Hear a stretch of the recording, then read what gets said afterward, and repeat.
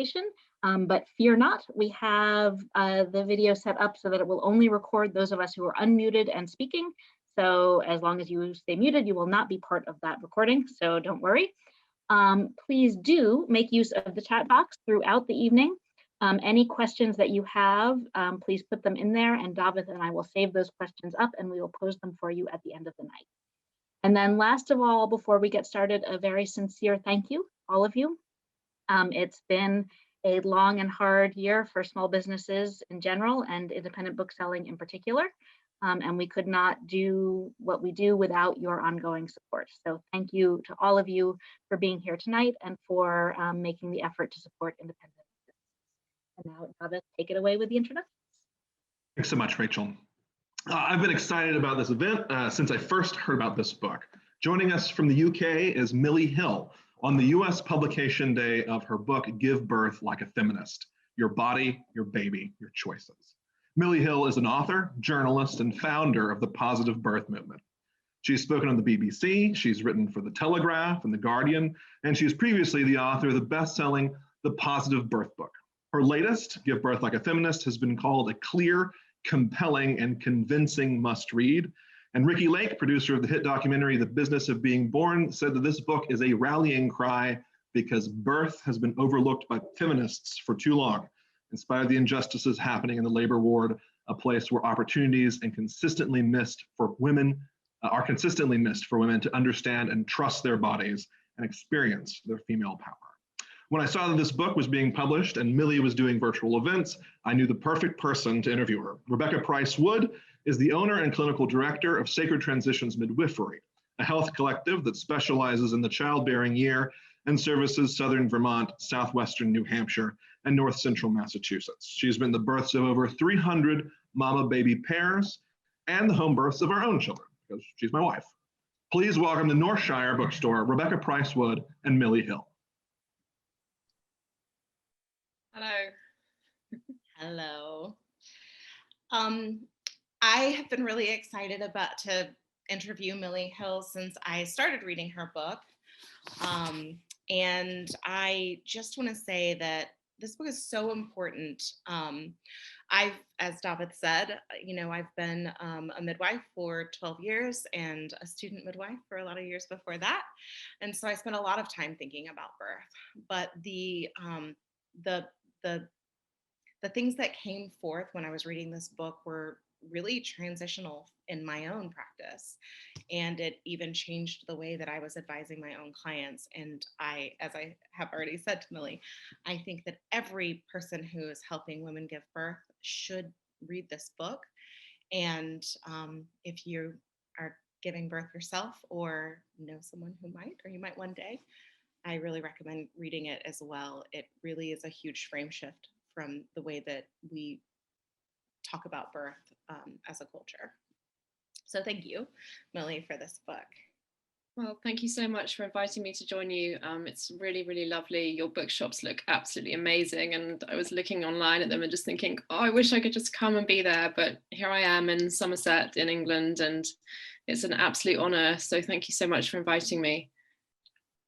Yeah. So I have a couple of questions that came up while reading this book. I really want to start with talking about birth storytelling. In your chapter on how can we kind of change birth storytelling was one of those ways that you gave. You likened it to the Me Too movement. Where women coming forward and kind of telling their stories created this powerful movement that swept this whole country and really changed the way that we talked about sexual assault and sex pests and held people accountable for the things that they did. How do you think that birth storytelling can have that similar effect in our culture? Well, I think the kind of birth storytelling that you're talking about in the sense of the kind that equates with the Me Too movement is more about women using their voices to talk about negative experiences. Is that kind of what you mean? Yeah. Yeah. So yeah, I think it's really important, because I think quite often when people have babies, they feel, they're given this very strong message, which I talk about a lot in the book, this idea that a healthy baby is all that matters. And they're quite often told that again. They're usually told it during pregnancy, when they're starting to think about their plan and get a bit like feisty about it, like, oh, I've got all these really interesting ideas about how I want to have this baby. And then the other time that they hear that phrase is after they've given birth. If they start to say, a couple of things maybe weren't quite right for me, quite often, and it's well meant, this sort of reassuring phrase will come in, or don't forget, it's the healthy baby that matters, and look down, look at who's in your arms, and that's the important thing. So I think that although it's well-meaning, could be quite silencing of women's stories. And so I think, in terms of, feminist activism, that it's a really important thing that women are given a sort of counter message to that and told, actually, what happened to you was important. How you feel about what happened to you was important. How you were treated, how you felt during that experience really matters. It's not selfish to say that. It doesn't mean you love your baby any less. It doesn't mean you're ungrateful that everybody is alive at the end of it. But what it does mean is that you have a right to say how you feel about it. On a personal level, it's really important that you're given space to process that experience and to be heard in your sadness or your trauma or your disappointment. But also at a wider level, if women aren't given the space to feed back and aren't heard feeding back how they felt during that experience, then things are not going to change for the women that come after them. So I think, there's a collective power, just like with Me Too, of women, talking about these stories. And, the other thing that it has in common with Me Too, I think, is it's about empathy, because what happened with Me Too was a lot of the Me Too stories, and when I say they were little stories, I'm not belittling them in any way, but they weren't necessarily grand scale, traumatic situations. People were talking more about the everyday moments in life where they were made to feel uncomfortable, they were made to feel unsafe. And so, it's the power of that snowball effect of everybody talking about these small moments that really matter to them. And I think that there's a lot of those moments in the birth room as well. And what's missing in those moments is in both the Me Too situations and in Me Too in the birth room is empathy, because it's about somebody stopping and saying, not how am I feeling right now? How am I okay with this situation? But how is this landing with the other person? What is their experience like? And we've got a situation at the moment, I think, where there isn't enough empathy in the birth room, and there aren't enough clinicians, doctors, obstetricians, midwives, stopping to ask, how is this landing with the person in front of me? How is this landing with the woman? So yeah, that's kind of how I see the parallels between those two things. I think that storytelling is incredibly powerful. And you're totally right about that. And that is true for positive birth as well as negative birth. And as it relates to the Me Too movement, certainly that's, in that section we were talking definitely more about the negative storytelling. And but the positive birth storytelling is also really important, and it's also really problematic sometimes for women, because they feel like they don't really want to say if they've had a really great experience, because they're saying that in an environment where they're in a very small minority. Right. And that can be quite difficult. But sorry, I didn't mean to interrupt you there.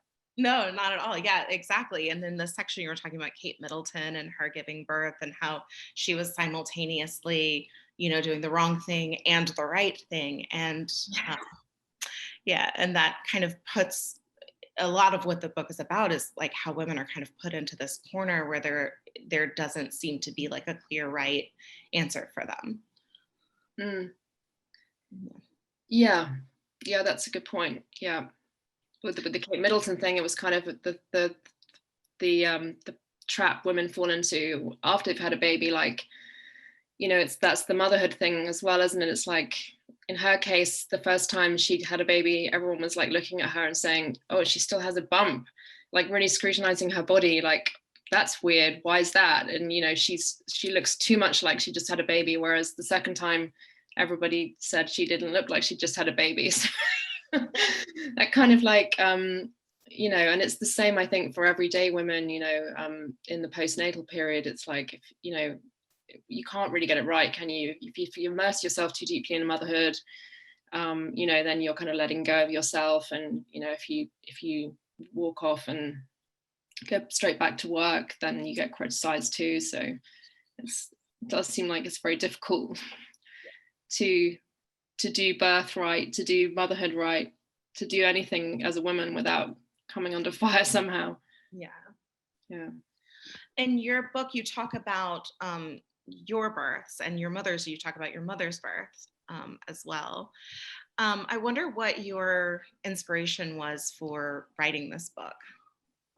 And it's kind of like a long journey, really. But I think for me, it started. I think it started when I read, in my 20s, when I read The Whole Woman, a book by Germaine Greer, which really got me thinking about the different stages of women's lives and how, you know, they can be pathologized all the way through their lives, you know, and how womanhood can be treated as an illness in every phase and in every iteration of ourselves. And then it was quite a few years past before I was first pregnant myself. And I think I really was shocked in my first pregnancy by the imbalance of power, that imbalanced power dynamic, which kind of, you know, as a woman who'd kind of like felt that the work of feminism was sort of, you know, it sounds a bit naive to say it now looking back on it, but I kind of thought feminism's done good stuff here, I'm free, you know.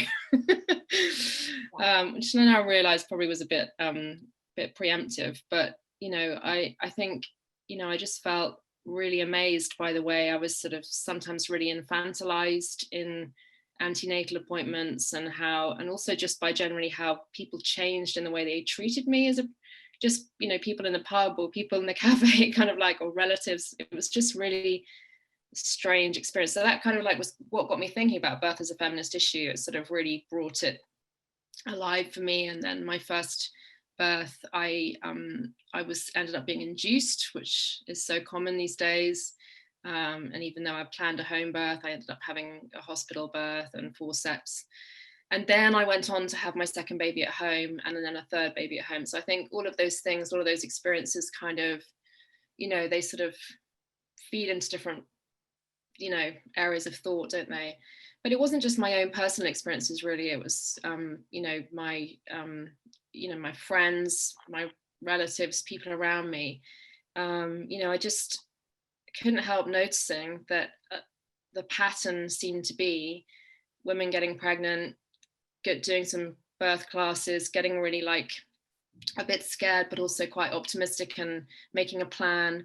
And then this sort of path that so many people seem to go down, which sometimes gets referred to as the cascade of intervention, where, you know, it was just one thing and you'd get the WhatsApp or the text message or whatever and say, oh, she's going to do this now, and then this is going to happen. And then you'd just be thinking, I know how this is going to end, you know. And so many people that you'd meet at like mother and baby groups, you know, and other places like that, where they was sort of, you could just tell that their birth had been really awful.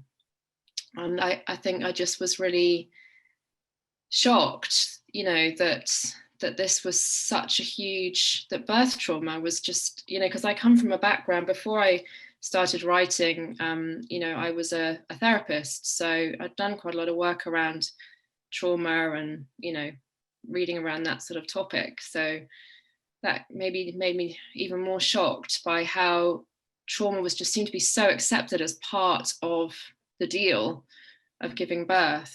So I kind of felt outraged, really, as a feminist and as a woman, that this experience, which I think about 80% of women go through, was causing so many women harm, psychological harm and physical harm.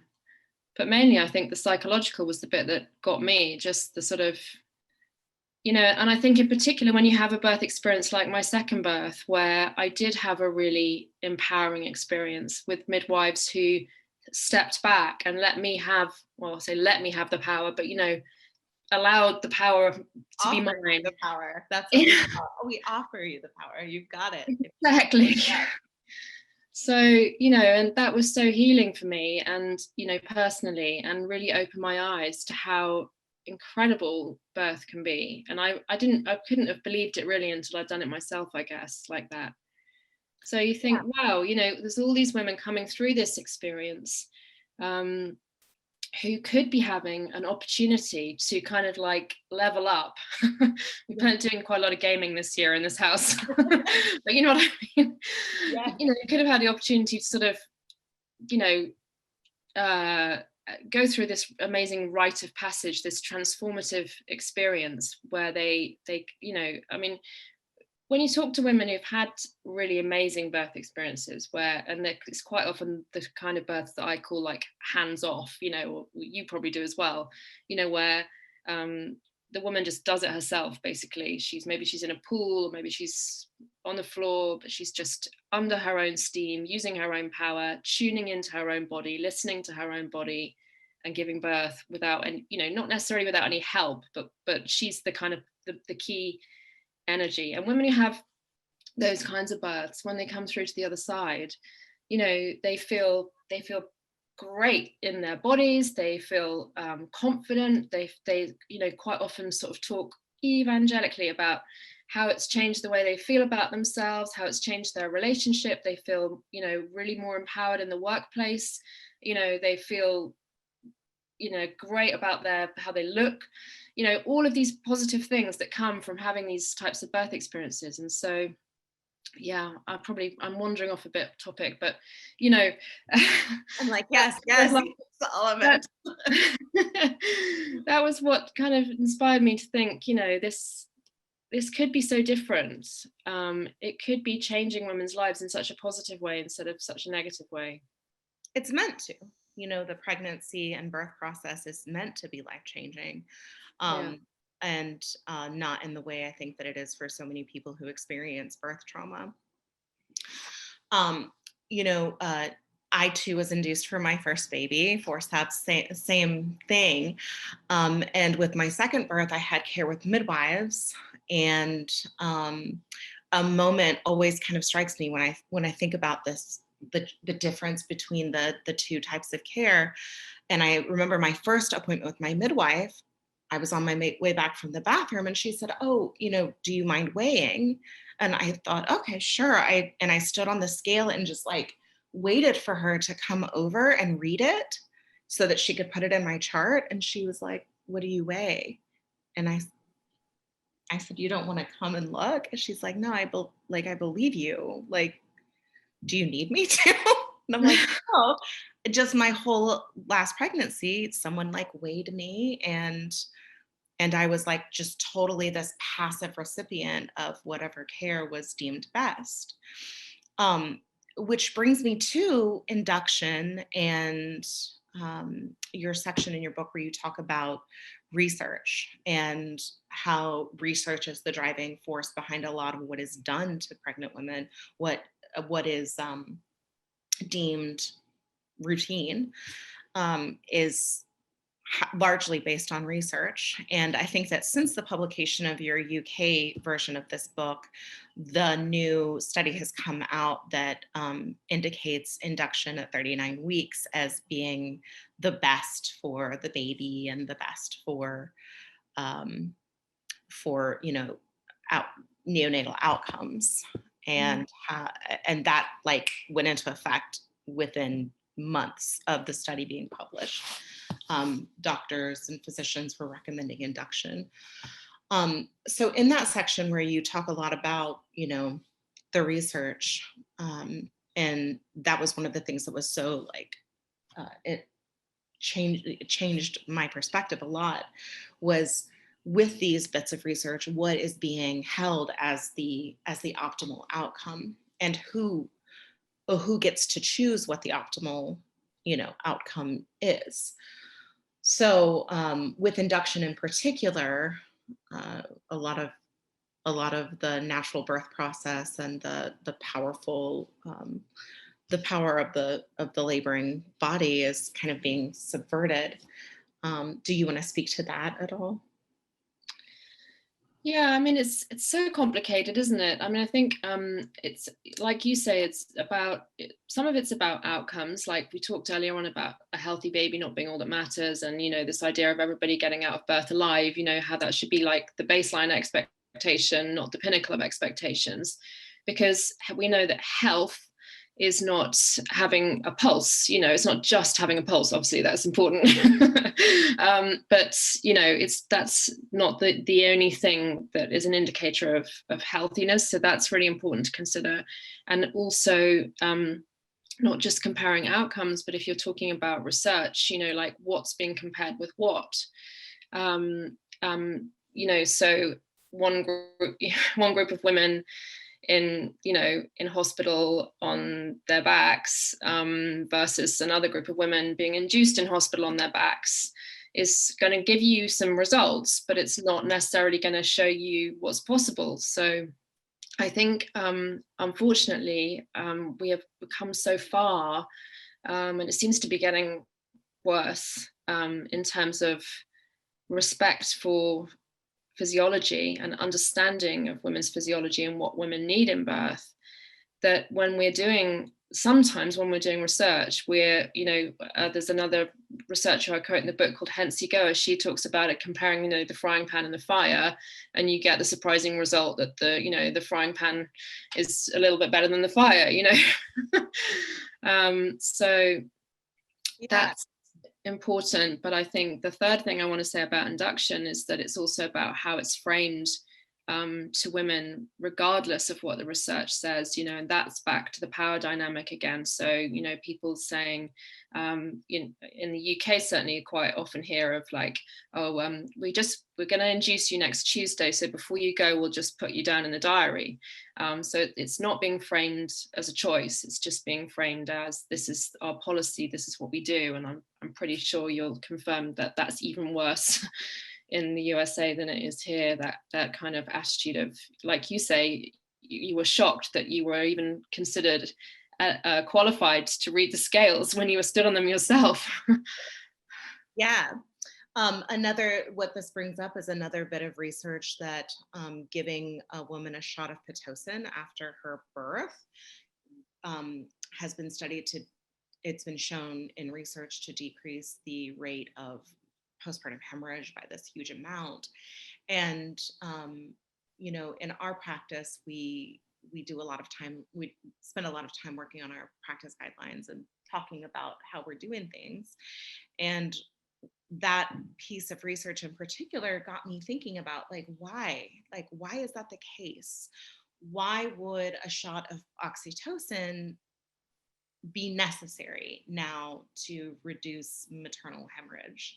And what happens in the birth room after the baby's born? What's supposed to be happening in physiological birth and what's actually happening in the birth room? Mm-hmm. And so, of course, you think a lot about your labor and your birth, but after the baby's out, that's not kind of part of the birth plan anymore. But what actually happens is everything speeds up. You've got, you know, practitioners stimulating your baby, someone's taking your blood pressure and your pulse. And in this moment where you and your baby are meant to be meeting and regarding each other for the first time, obviously this huge rush of human oxytocin is going to be happening in an undisturbed environment. But because the environment is disturbed, now we need extra oxytocin. So that kind of thinking about the research and what it's actually studying and what is happening in this real time that they're doing these studies really makes a difference in outcomes. Yeah. And so often it's frustrating how, you know, we're not looking towards the models of care who have really amazing outcomes. There are some in my book. You have Ina May Gaskin in the USA. She has some amazing stats. We have that's a model from Australia in my book called the Lismore Birth House. We have the independent midwives in the UK, the Albany midwives, one-to-one. So quite often always, it's midwives who are doing very relationship-based care, where they have they get to know the woman, which is also really, really lost these days, but vitally important and helpful. And they have amazing results where 80 to 90% of women are having straightforward physiological births, and they've got low rates of perineal tearing, and they've got low rates of postpartum hemorrhage, and they've got incredibly low cesarean rates and incredibly low transfer rates. And we need to be looking to these models of care and asking, what are they doing, rather than comparing the two, the frying pan and the fire all the time. Yeah. But those models of care quite often get shut down or are considered to be dangerous. Yeah, ironically, right? That's the irony. Yes. And so, even just with this example in our practice, when we have decreased interventions, third stage has shortened, the placenta comes right out, where we had previously been waiting like 30 minutes for a placenta. Now, usually we're seeing them in under 10 minutes. So, yeah. Yeah.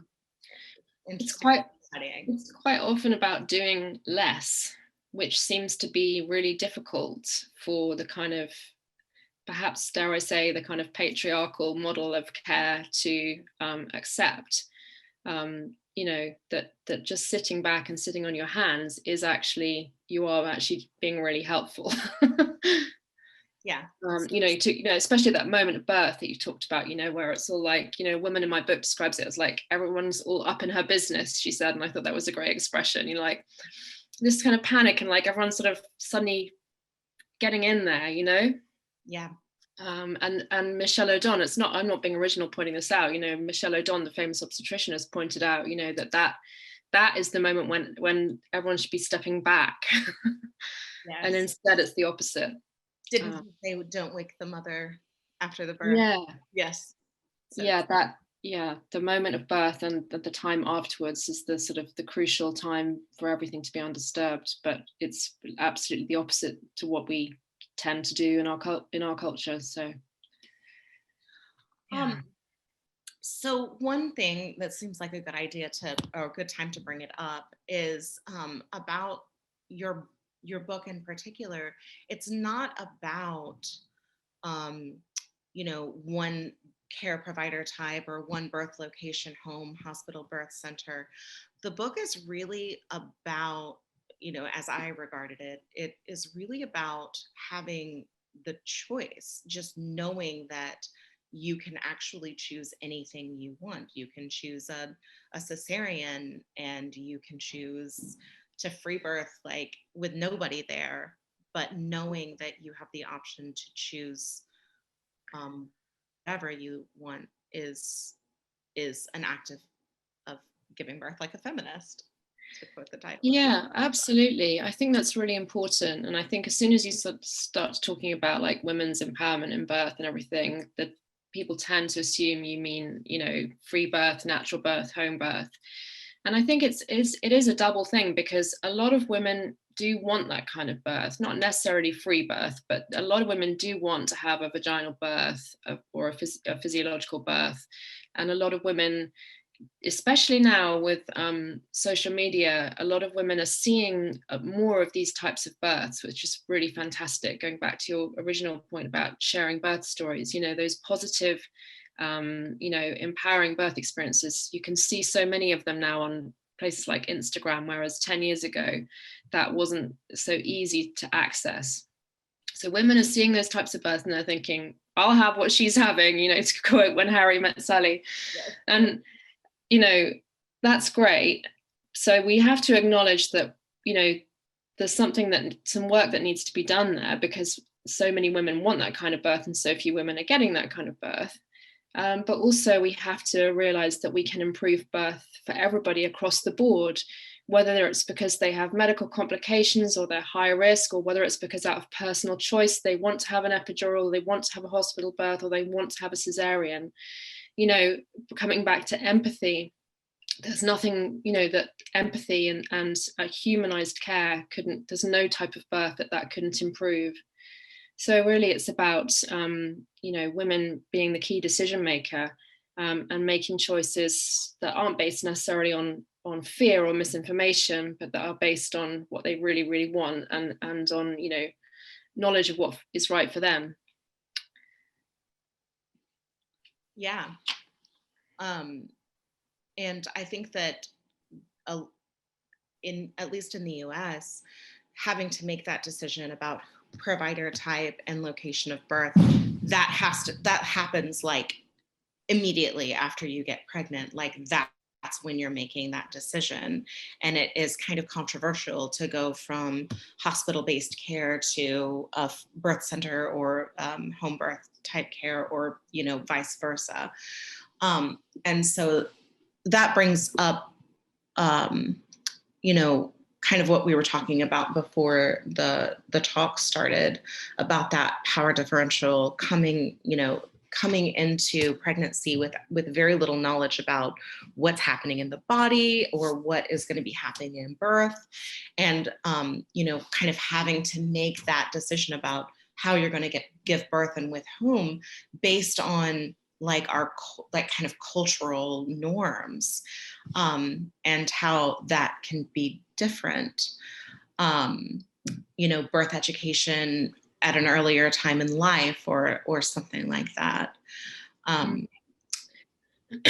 mean, birth education is kind of, I'm sure you already do this, but it's more of an unlearning, I think, than a learning, in terms of the cultural baggage that women bring.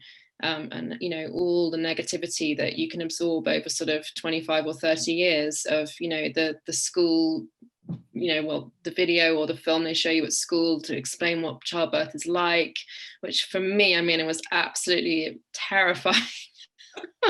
It looked like a really bad trip to the dentist, sort of meeting a horror movie and going really wrong.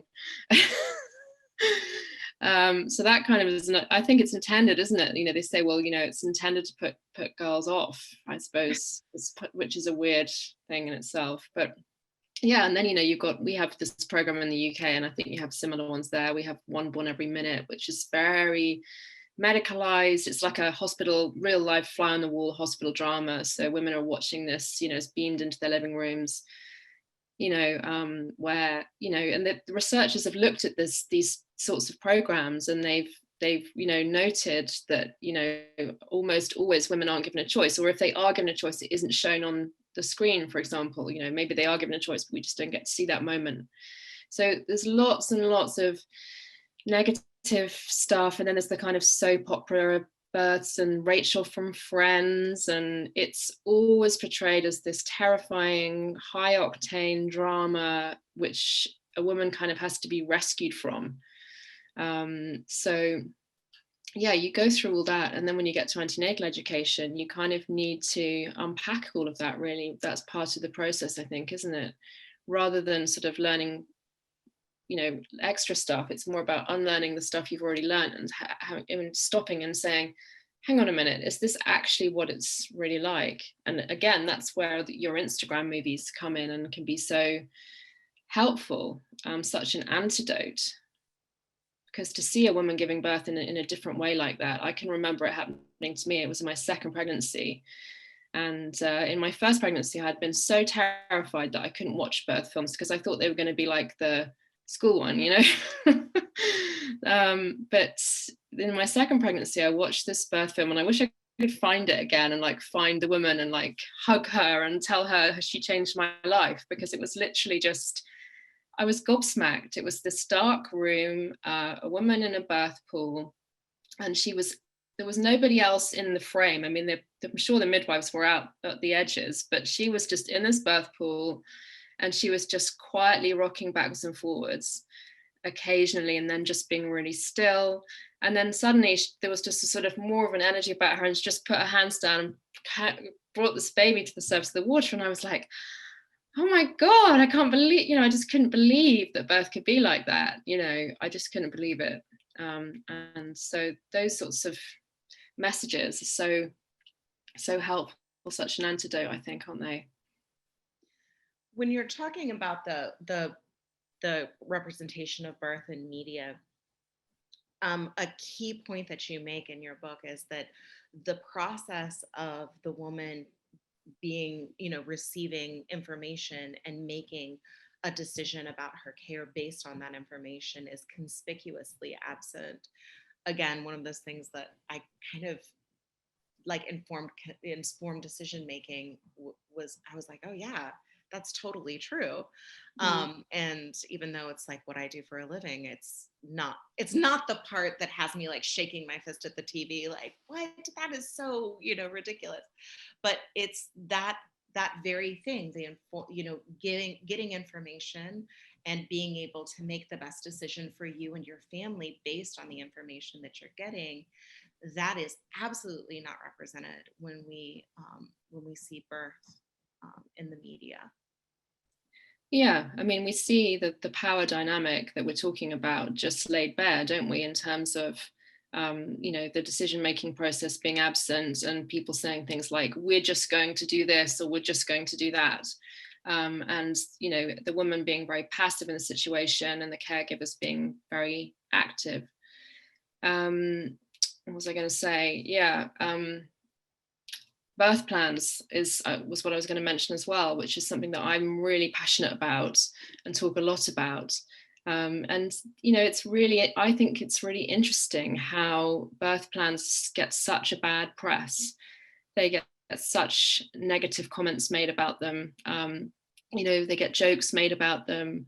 They get mocked, and sometimes it's just banter and it's just a joke, and sometimes it can be really quite dark. Like, I actually caught some obstetricians once on Twitter a few years ago, saying some really horrible things about birth plans. For example, that the length of the birth plan corresponds to the length of the cesarean scar, or that, the only reason to have a birth plan laminated is because, you'll probably hemorrhage and it'll, that kind of thing. So, and that was shocking, but the only really shocking thing about it was that I caught them red-handed because I'd heard comments like that, maybe not that extreme, but that attitude, I'd heard that attitude about birth plans and that kind of mockery of birth plans so many times. There's a really famous book, I don't know if it sells in America, called This Is Going to Hurt by a doctor called Adam Kay. But he writes about birth plans in that book as well, and talks about, really mocks this idea of them and says about this floaty dressed woman, with her laminated birth plan. And this is a best-selling book. It's considered to be absolutely hilarious. And whenever I've mentioned that bit on Twitter, everybody goes, oh, but it's just such a funny book, it's like,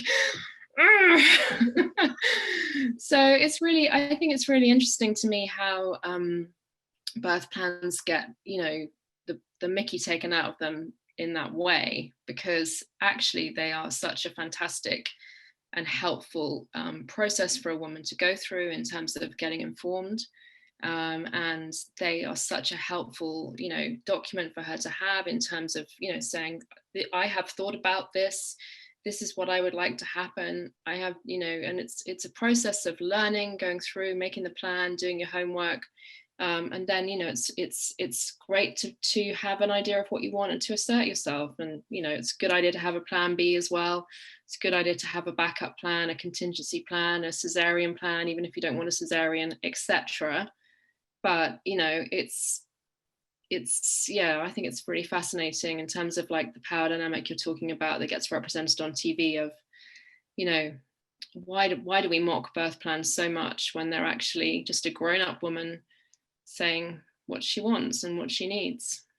I think it is that power differential, and providers getting so defensive about them really shows how comfortable a lot of providers are in that power differential, instead of wanting to offer power to the person who's giving birth and who is now going to have this awesome responsibility of taking care of this baby.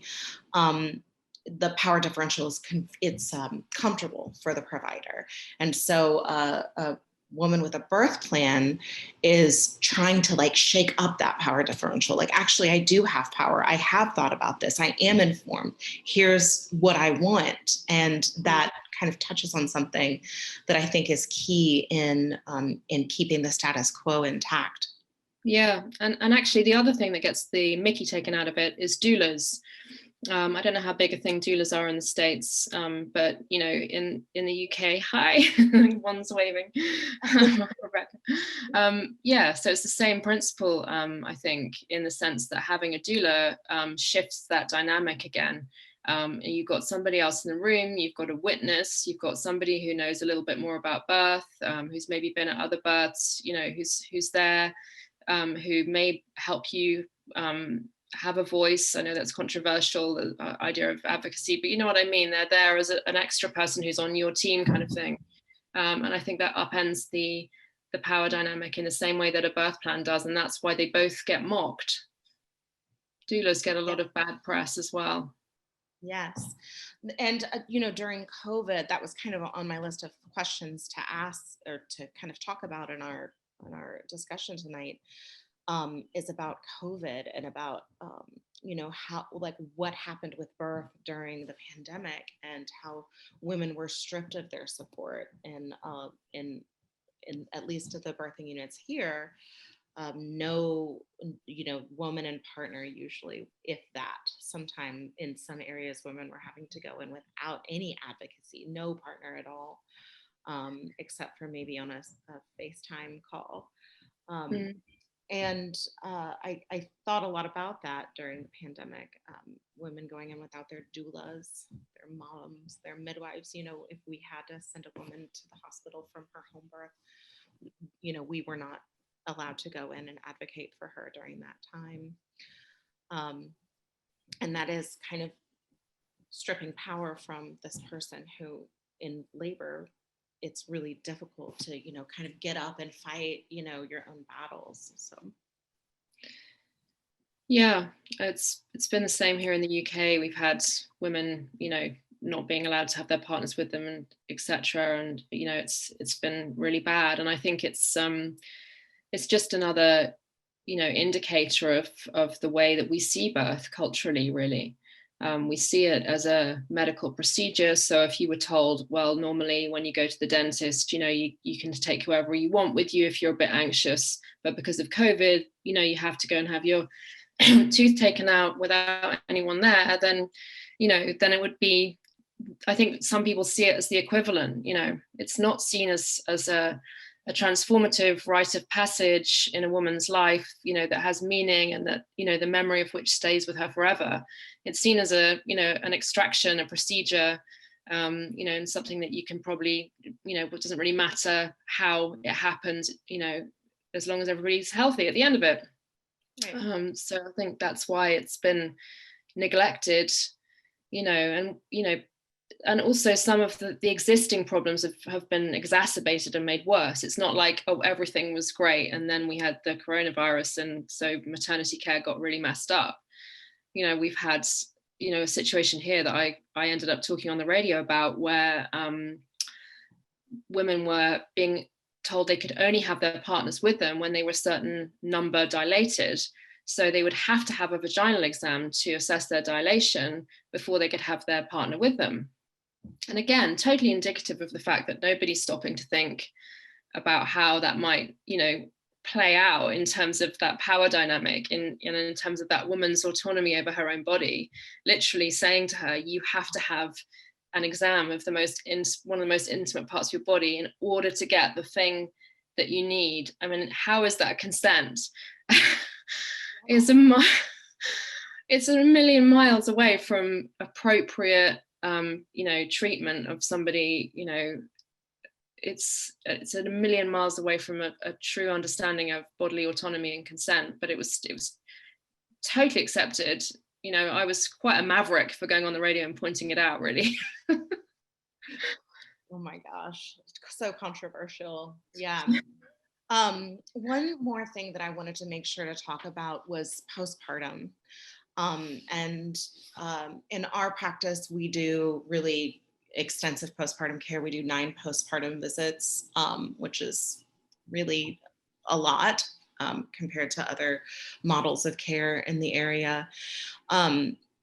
Postpartum is a topic that has always really fascinated me, and I've spent a lot of my career doing continuing education, thinking about postpartum and postpartum mood disorders.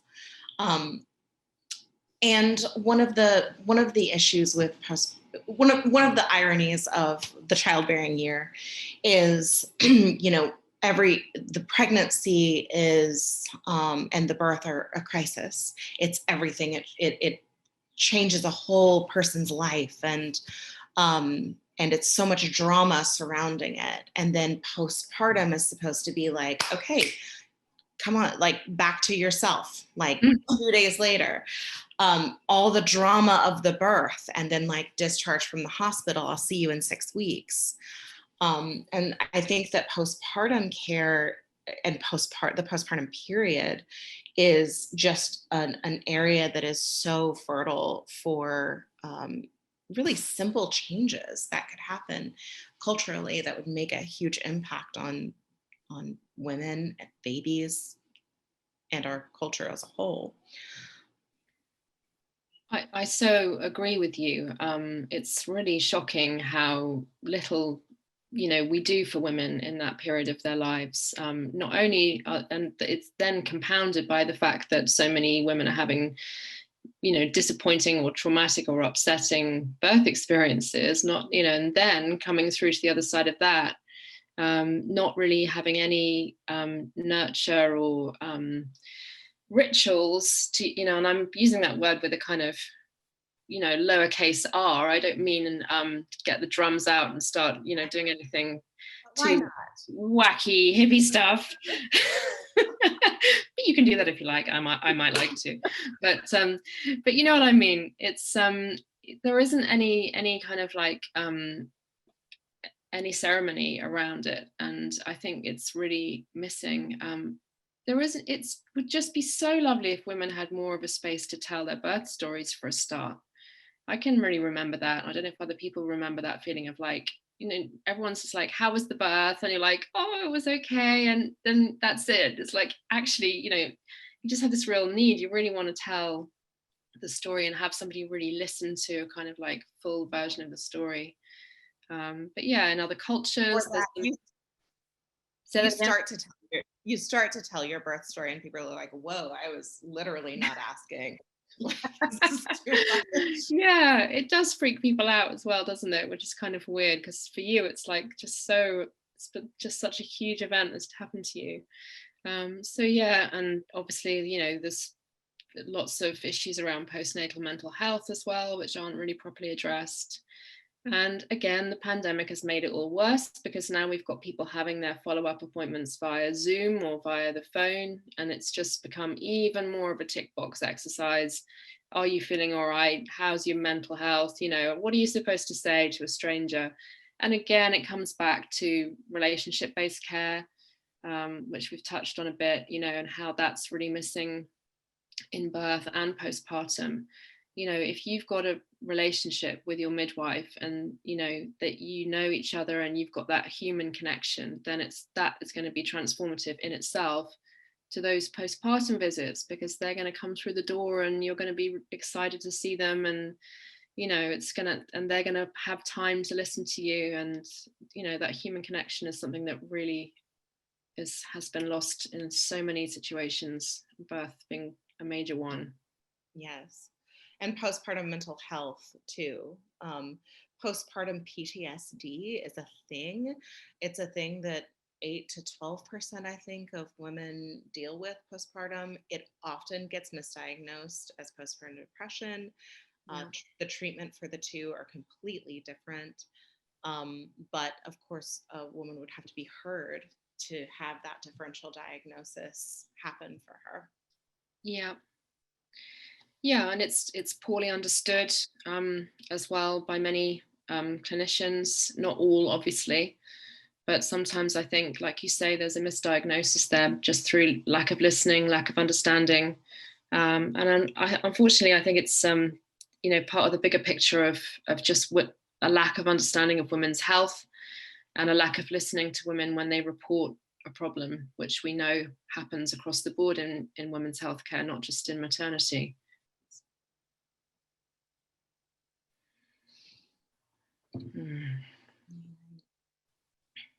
All right.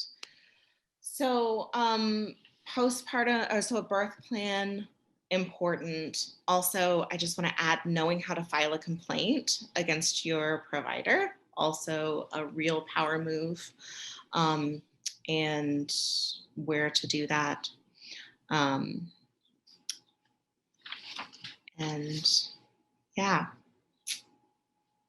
So again, thank you so much for writing this book and for giving me the opportunity to interview you. And yeah, so I think that we're taking questions from the audience. Thank you ever so much for the chat and for asking some really insightful questions as well. It's been a real pleasure talking to you. So we've got a few great questions from the audience to kick things off. One from Rebecca, who is a doula here in Saratoga Springs, asking, do you think recognizing the emotional elements of labor could have a positive effect on these issues? I'm thinking of the fear, tension, pain cycle that interrupts the normal hormonal process that facilitates physiologic birth. And is there any hope that this will be recognized? I think that's a really good question. Yes, 100%. I think recognizing the emotional elements of labor is overlooked. Oxytocin as well, which is all part of the same thing you've mentioned, this fear, tension, pain cycle, which for people who aren't familiar, it's just the idea that, if you're feeling afraid, your body's going to be more tense, and then you're going to experience pain more intensely, and then that will then lead you to be more afraid, and so you'll keep going around in that sort of negative loop. And so some basic understandings of the mind-body relationship, which is a great, hypnobirthing has been great for that, I think. That's brought an awareness of the mind-body relationship into the birth room. But yeah, we need more of that. And oxytocin is, when I talk at like maternity events and stuff, obviously pre-pandemic, just that getting that information about oxytocin to pregnant women and their partners is just, it's so basic, but a lot of people don't realize that you can't give birth without oxytocin. This is the main hormone of birth. And if you don't produce it naturally in your body, then you will be given it in a drip. And when you tell people that, they're like, whoa, I didn't know that. That's amazing. And so, then you think, well, now you've just got to think about, well, how can I, maximize the chances of my body actually producing it itself? Not that there's anything wrong with having a drip, but it might be that, your labor proceeds better if you're doing it, making your own oxytocin, which you can do.